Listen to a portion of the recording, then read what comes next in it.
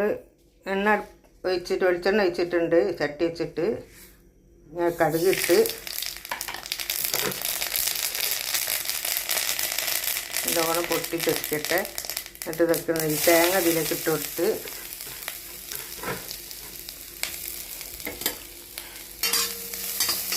തേങ്ങ ചെറുങ്ങനൊന്നങ്ങനെ വറുത്ത് കൊടുക്കാം.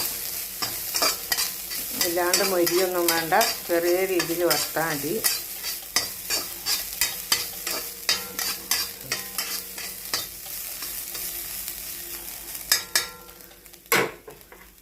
ഇതിലേക്ക് നമുക്ക് മുളകും പൊടി, മഞ്ഞൾപ്പൊടി, ഉപ്പും പൊടി, കരിവേപ്പില, മുരിങ്ങൻ്റെ ഇല കേട്ടോ.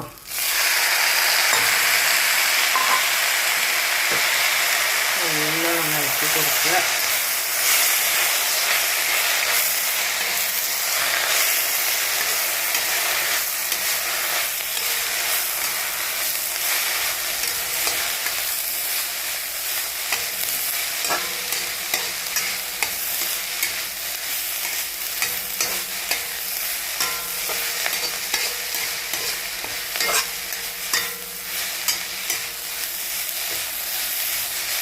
ഇതാവട്ടെ.